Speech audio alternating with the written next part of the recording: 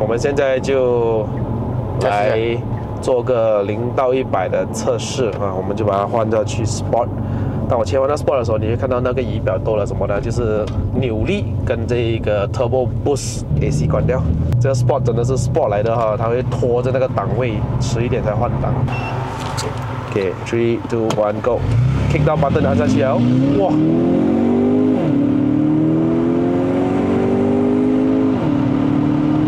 快哦 ，D segment 呢？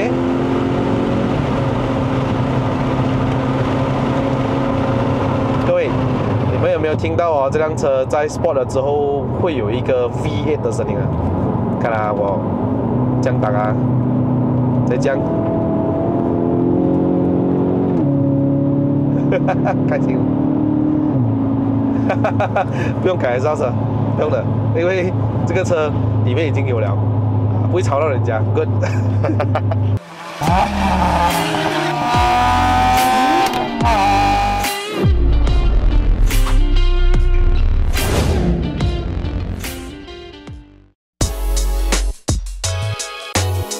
早上好，各位，又是爱的人，爱的人不是一个车评，只是 POV 啦。欢迎回到来跟丁兰 POV Drive 系列啦。如果你们还记得在2年前，在我这个频道啊，我们的 Edmund 哥哥，那当时就换了一辆车，也是大概有 review 过一下啦，但是我没有驾过上山。经过2年之后的今天，我们想要试驾一下上山，它就是什么呢？Kia Optima GT。那这样 Optima GT 呢，不是普通的 Optima 啦，它搭载着这个2.0公升的涡轮增压的引擎啦，配的6速的自动变速箱。它在那个年代推出的时候呢，它的价钱是卖着180千左右的，它是跟 Camry 是一样，可是呢，它的性价比呢，到现在还是比 Camry 啊 Accord 来的更加的好。虽然它是一个韩国泡菜车，很多人不受这一套，可是呢，它的配置哦，真的是 very 的 good job。我们这一次呢，会把它做一个最后 review 啊。这个影片呢，不是因为要卖车而拍的啦，很多车主就是因为要卖车啊，为了保留一丝的这个回忆的话，就找我拍摄，然后再顺便把车卖掉。但这辆车是不卖了哈，现在价钱大概是9万到10万块左右，在2年前大概是120多这样子，所以你可以看到这辆泡菜车，它不再像以前的泡菜车这样是扁得很够力那种。那这辆车真的是蛮有性价比一下的哦。那我们再次走去看一下这辆车 walk around， 简单给你们看一下，然后我们等下上游艇试驾了。在这个影片还没开始之前，希望还没订阅我的朋友们呢，记得按下订阅。那我更新新影片的时候呢，你们才可以及时收到通知。好，不的说 ，Let's go。Optima GT 你们买的时候注意哦，它有2个，一个是 facelift， 一个是 pre-facelift 的，所以在我们身前面这辆是一个 facelift 的啦。facelift 的车呢，你得到那个 bumper 不一样啦，后尾灯不一样，它好像嘎扎的推这样我说。然后还有就是它的内饰呢是双色的哈 ，dual tone color， 还有360的 camera。方向盘呢也是一个 D shape 的，也比较 sporty 运动化一点的。你看那个椅子就知道啊，这个是不是 pre-facelift 还是 facelift？ 所以记得要买的话 facelift 会比较好啦。这辆车是一个非常原装的车，除了Edmund 呢，最近屁股痒去改了一个 Valvetronic 的 exhaust， 声音是很小声的啦。后尾箱方面呢，它是一个非常普通的我们的 D segment 的这个车尾箱，好在就是它的悬道这个方面不会占太大的空间，它的开阔面积也是非常的大，但是还有一个 subwoofer 啦哈，就是 Edmund 屁股痒去改的。OK， 所以就加了一个小压尾。那这辆车呢，你问我说缺点是什么？我只能说它的改装物品呢，可能在 Shopee 上面找的比较少一点点 ，performance part 啊都会也是比较少一点点的。有的话可能都要外国订回来。可是 spare part 呢，零件方面是完全没有问题，是有的。可是你要找对这个修车的人士啊，所以它的内饰啊非常漂亮的一个 D segment 啊，所以这个空间不需要我多说啦。这张椅子呢，是因为把引擎关闭了之后呢，它会往后推到最后，让你方便下车，还是可以看到这么大的一个空间，没有问题的。这辆车赢 Camry 一样东西，就是它的至少它的椅背是可以做倾倒的，64分离，非常像行政房车的遮阳帘。内饰的用料是 very 的 good job 的哈，所以它有倚天加热，虽然我在马来西亚是没有什么用得到啦。4个窗都是一键上下。2组的记忆座位啊，这个就是 Camry 跟 Accord 没有的啊，在那个年代，按键呢完全都非常的像欧系车这样。这辆车还有一个我非常喜欢的就是它是风琴式踏板，内饰的调节亮度啊，循迹系统关闭，后尾箱打开，油盖打开，座椅的方面有点类似像 Semi Bucket Seat 的，它有带 GT 的标在这边。总之你看到这个 GT 是不简单的啦哈，拍照的时候记得要拍这个 logo 下去啊，头歪一点，椅垫是非常长的，扩展的，有电动调节的座椅，2边都有啊。Facelift 的方向盘就是这里是平底的，相对来说也比较好看一点啦。这个是它的钥匙，质感是非常的好啊。我们打着引擎一下。啊，椅子会往前面推了的啦哈，排档杆呢也是非常的好看的一个，配搭的6速的自动变速箱，它不是双离合啦，电子手刹，好多后座椅加热还有加冷，所以左右的椅子可以加冷的，那马来西亚是非常的好用哈。这还有一个储物空间也是可以的，关闭的哈。这样子还有 Apple CarPlay、Auto Dim Rearview Mirror、眼镜收纳格，还有就是一个全景天窗啊，哥哥，看到了吧？再美啊，他们很喜欢的嘞。丁特啊就要粘黑一点，不然是蛮热一下的。M 说遮阳帘也是比较薄一点。我踩一下油，现在听一下关的这个 exhaust。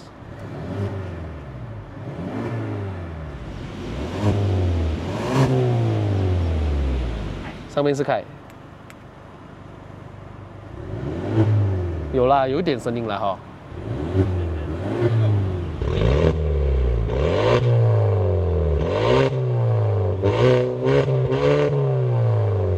沥水的话是开了之后高转比较有力哈。那等一下我们是开着了哈，这个非常有 quality， 还是放在这边，大家给它自己玩。那我们就打开引擎盖哦。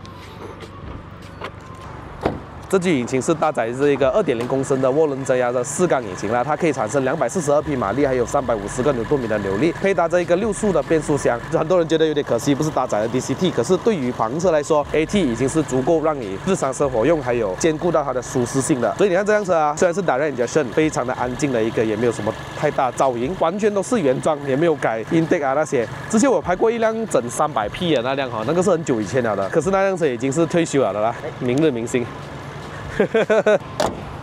哇，关起来声音特别的 solid 扎实啊！那关于它避震器方面都是原装的，没有 DCC， 没有自动调节那些，大概整2根手指的高度，然后再配搭这个18寸的轮圈，所以前后都是有红色的刹车卡钳啊。这类轮胎啊是刚刚上个礼拜帮 M 换的，之前是说要拍上云顶嘛，可是之前那里 MC6啊就没有什么花纹了，所以我们呢这次去换了一条来自 Continental 的 Max Contact 7的235/45R18寸的轮胎。我们用人话来给大家解释一下，235是它的轮胎的阔度，45是它的这个扁平比，讲人话就是它的厚度啦。R18寸 ，Y 就是可以支持大概240公里每小时左右。Track weight 呢是360的 ，Traction 是 AA。这个轮胎呢很新一下的哈，24年的第17周生产的。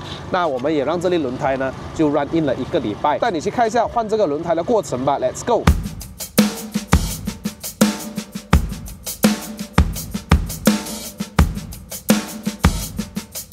听说最近的 Continental 推出了一个新款的轮胎哦，它叫做 Max Contact 7。不过这辆车的之前的轮胎也是 Max Contact 6，但是今天有新品，我们就来试一下安装这个 MC7之后，就会拿上云顶去试一下它的这个性能表现会是怎么样的。那这个 Max Contact 7呢，它只有在亚洲这一区有在卖，它特地是为了亚洲而设计的一款轮胎，兼顾在我们这些马路或街用的时候，好像我们这些偶尔喜欢跑一下山，然后又喜欢咬地，又喜欢舒服一点的轮胎 ，Max Contact 7就是你最佳的选择了。它从16寸到21寸都在有，最低205、45、16都有，到最大条的275、35、R21，任你选择啦。MC7其实相比 MC6哦，它升级了不少。你可以看到这个图哦，对于湿地的时候的刹车提升的蛮多的，还有就是它的胎噪也降低了的。多亏它有一个 Noise Breaker 3.0啦，所以它把那些噪音全部都控制到非常的好。所以如果是好像我们这种开 D segment 的人呢，对于这种噪音还有这个舒适性是非常讲究的。所以这次的 MC7呢就明显的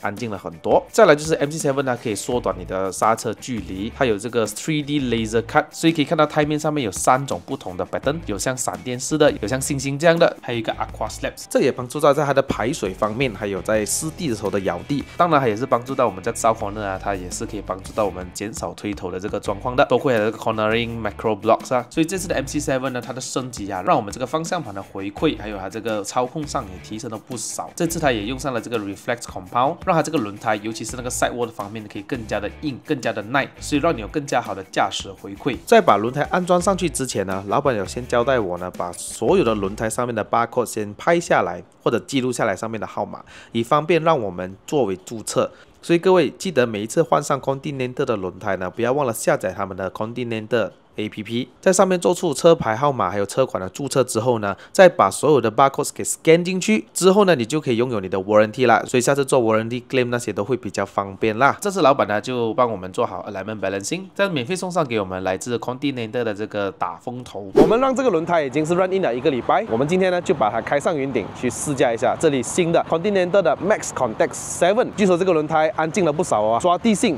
在这个雨天的时候也提升了不少。好吧，那我们去试驾吧。话不多说 ，Let's go。打开也不会太大影响，不是？不会啊，比较吵一点哦。Alright，AC 关掉，窗不用打开了，因为我们开这里上面的。试一下新轮胎咯 ，Drive Mode 换去 Sport， 你就会看到有扭力的显示了的啦哈。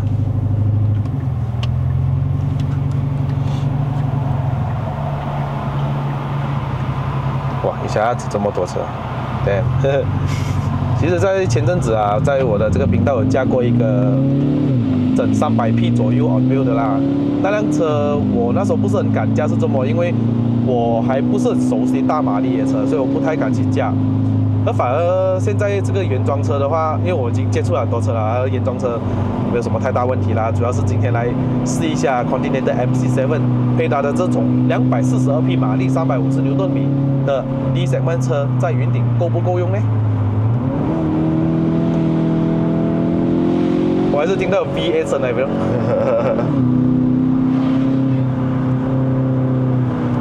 现在是 exhaust 有开哦。有。哇，我听到上面那边有，后面的声音是非常的棒。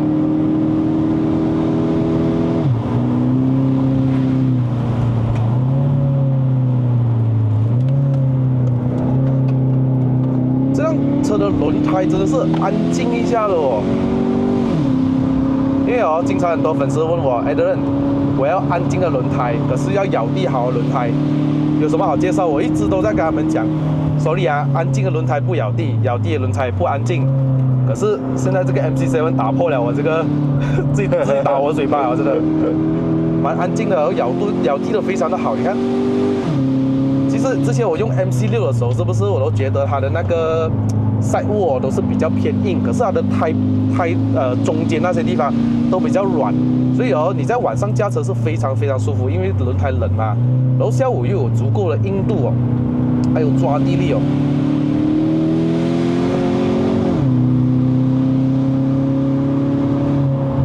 你看这个弯你就懂了，因为它的轮胎哦的边的地方，它的那个条痕的设计，可以让这辆车减少推头的这个情况，还有它的这个刹车的性能也增加了。因为哦，你想象一下，如果一辆车你的速度再快，可是你轮胎抓地力不好，是不成正比嘛。然后很多人去改了鲍鱼，刹车好了过后，可是你的这个叫什么？你的轮胎不够抓地，这样没有用。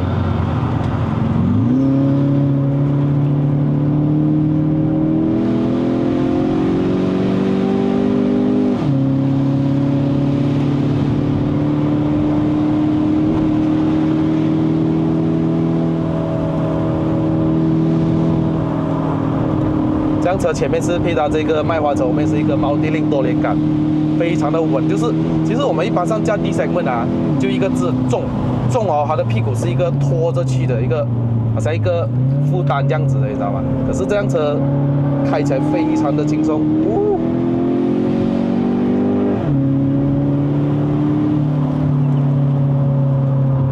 是我这里听不到什么 exhaust， 可是在后面的时候是听到很大声的。这个力够用吗？原装够，真的够，真的非常的够。配搭的这个 MC7 在这个云顶上面根本就是一个非常好跑的一辆车了哦。这样6速的变速箱呢，可能对这个年代来讲，它比较少牙了，有点不够了。如果是8速的话，可能它的这个在这个山路来讲啊，它比较ratio 会比较密一点啊，加速来讲都比较好，降档那些。这具变速箱如果它的这个降档的补油再做多一点点，我觉得会更加的好，更加的顺。OK， 你看啊，这个时候就是轮胎的最重要的时候了，这个弯。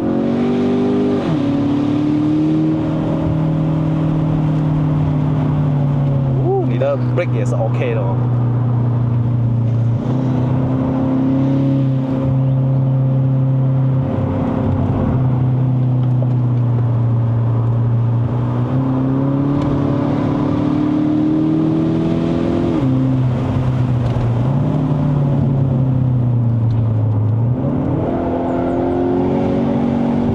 很少叫哦，喂，很安静哎。之前我驾 Camry 驾 MC6上山是真的非常 good 的，现在这个 MC7，我觉得我感觉到它比 MC6提升了一个30%左右，而且这次原厂还强调着它的湿地的抓地力还比之前好很多。因为一个轮胎哦，其实干地我觉得大家都差不多啦，最重要就是你湿地的时候的抓地力跟排水性很重要，因为马来西亚经常下雨哈。你们这个避震器你有换过吗？没有啊，买车到现在都是啊。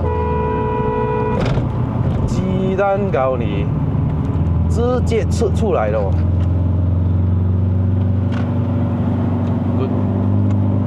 Good man.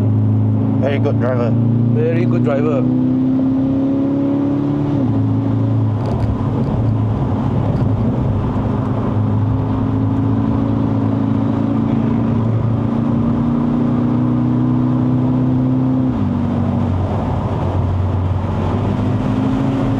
Wah, langsung.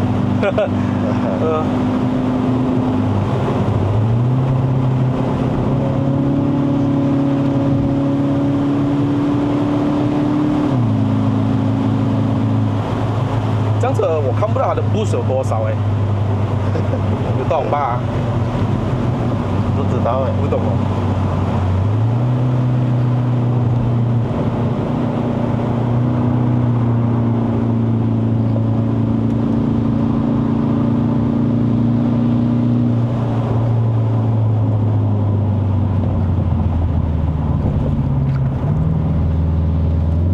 以一个房车来讲，有这样的动力跟操控，已经是打爆很多当年同等级的一个竞争对手了，真的。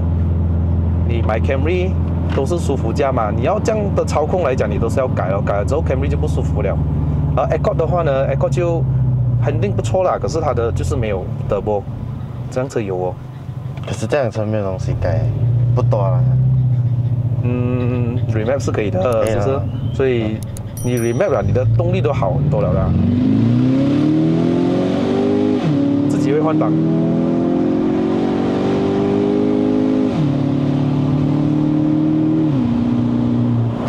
哇哦，那个力哦，我感觉到6000，它可能是在6200这样，它的力要没有的时候，它就自动换挡了，它没有的可以拉高转了。可是它的力在5、6000转是蛮饱满的，毕竟还是一个2.0公升嘛，底气有在。这副是一个好引擎的，真的，这辆也是一个好车。当然，好车要配上一个好轮胎啦，我跟你说。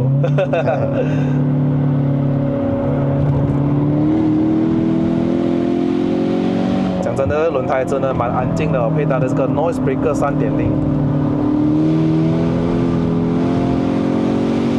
比起 MC6提升了一个38%的噪音啊，而且，它的这个轮胎的设计哈、它给到我那个 feedback 哦，和整个回馈到我的方向盘，那个路面是平不平我都懂，然后路面是不是有在抓地我都懂。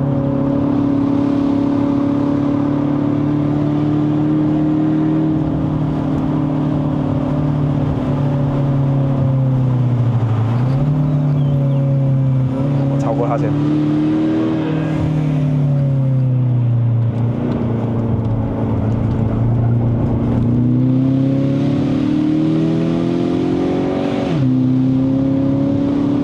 那个 V8 的声音真是太够力了吧？还很大声。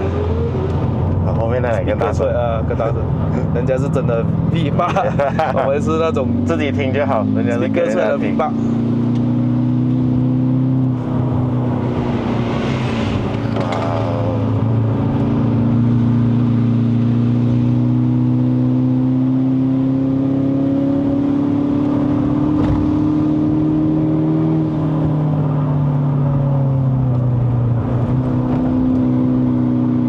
可是这辆车有一个缺点哈，你驾出去很多人不懂是 GT 来的，很多人不懂，人家以为是一个 K5，要懂车的人才会懂哦，原来这个是 GT， 2.0 Turbo， 不然人家还以为是 NA 这辆车。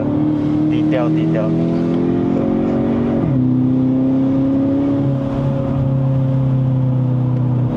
可是以这个价钱二手车来讲，我觉得很值得啊，性价比很高啊。而且 M 的这个辆蓝色是我非常喜欢的一个，它看起来很高级啊，哇，2号答案，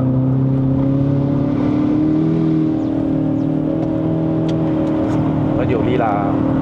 一个 D segment 你还要求什么？有这样的动力啊！之前我加300P 很难加一下，其实一点点就 wheel spin， 一点点 wheel spin。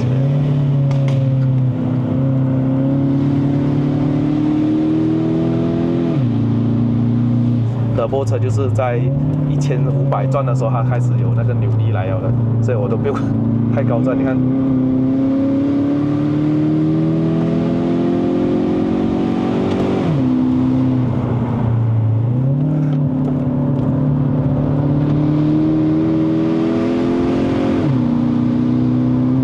所以你换了这个 exhaust 之后，现在感觉到它高转比较有力啦，是吧？如果要开哦，所以开的话，它直通。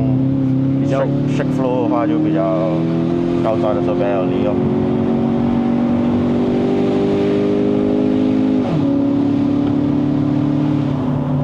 可是我一直在上面听到后面的是，那个触风声太明显了。其实它的 exhaust 声呢，刚刚你这样子踩一下 ram 一下，它的很像那种。BM 那些改出来的，那些2.0 Turbo 的，比较便宜的那种声音啦，那是也是 OK 啦，不差啦，有一点像 BM 那种改出来的就对了。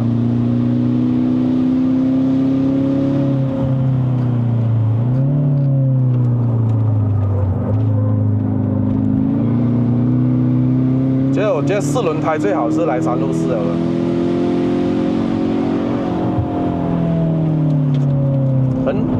喷热的很好啊，这个你看这个轮胎，我每一个弯哦，你基本上没有什么听到它在叫，而且它是很抓地的那一种哦，很少会推头。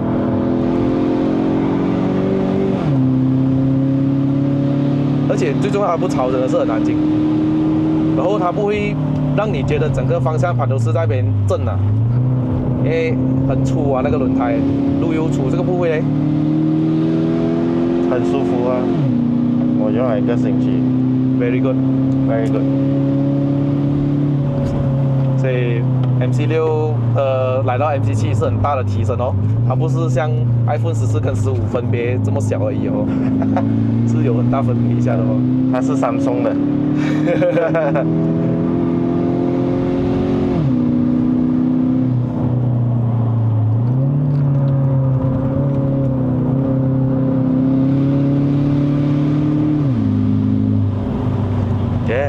如果一个 D segment 哦，需不需要真的是要有这样的动力呢？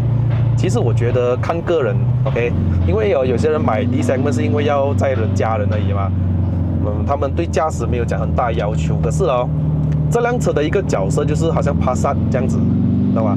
它是一个房车 ，OK， 那你就平时天来载你的家人孩子的时候，你就慢慢加咯，又可以有舒服哦。OK， 然后当你放下你的家人的时候想要去enjoy 一下它的动力，它可以给到你，好吧？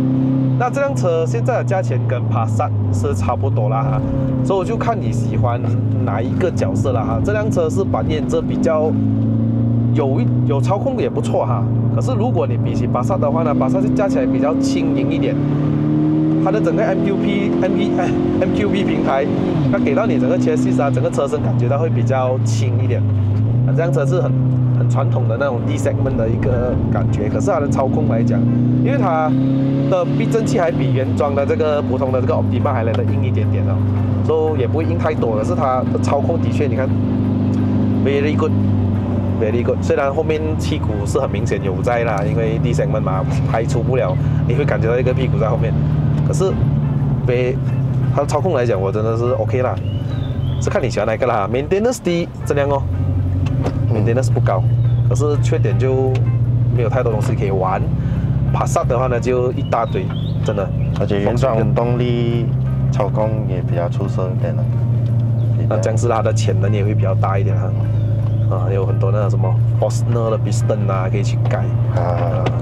内饰来讲，这辆车是赢Passat很多的。我说的那是220P 那个啊，不是Elegance啊，Elegance那个是比较好一点了的。Passat B8 的第一版220P 那个 ，Optima 是输在没有那个 Color Display 啊，液晶仪表盘。因为我是无所谓的，如果你认识我久的话，都是知道是我喜欢 Analog 多的。那这次试驾 Optima GT 原装的上山给你们看。除此之外呢，我们也试用了这个 MC7 有1个礼拜了的，我觉得很舒服嘞，真的。如果你想要抓地再好又安静的话，这个立轮胎真是给到你的。如果235、45、18寸的这个轮胎的这个价格呢，我大概是知道是600多块左右啦。价钱是我觉得以 Sport 轮胎来讲，它是一个非常亲民的一个轮胎。我们通常加 D segment 的不吝啬的哈，都是用好轮胎的。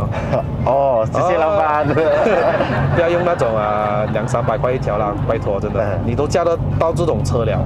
你不要去为了省钱而省那个轮胎钱，而且因为轮胎是我们驾车非常重要的一个消耗品，照顾生命，与地面接触最直接的就是这个轮胎了的。所以我讲不要去盲目追求任何什么品牌，其实每一个品牌都是有推出它自己不同的系列，它有从入门级的、街用的、赛道的，它都有。比如说Conti也是一样，如果你今天普通驾 SUV 的你喜欢的话，你就用 UC7 哦。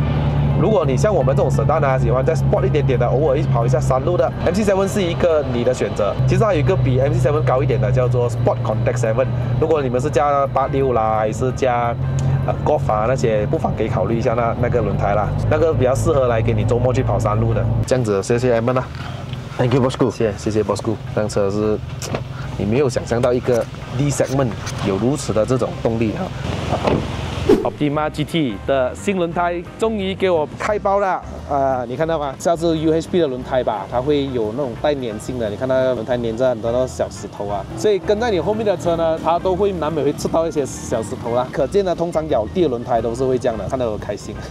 Continental MC7， 如果你们对这个轮胎有兴趣的话呢，不妨可以浏览他们的官方网站之外，你们可以去相熟的轮胎店或者是靠近的轮胎店去询问更多。所以这类轮胎是今年非常有性价比的一个轮胎，毕竟都是一个大牌子啊。如果你们喜欢这个影片的话，记得点个赞。如果你们有朋友想要玩 Optima GT 的，也不妨分享给他们看一下这个影片，去看看这辆车现在的市价多少啊。所以记得买 facelift 啊！非常感谢 Edmond 这次让我们试驾这辆车，这次真的是第一次试驾原装的 Optima GT， 因为之前我驾的是改装过，那个不要讲，这次是一个原汁原味啊，整个这个操控 D segment 没有问题，在云顶上面真的没有问题，又舒服又快。又有 handling，very good。如果你们有考虑要买 D segment 的朋友们，如果你们在看到 Camry 跟 Accord 的话呢，不妨去看一下这辆韩国泡菜，这辆车会比他们好很多，至少是一个Turbo。喜欢这个影片的话，记得点个赞。我是艾德，我们下一个影片再见啦 ，Goodbye。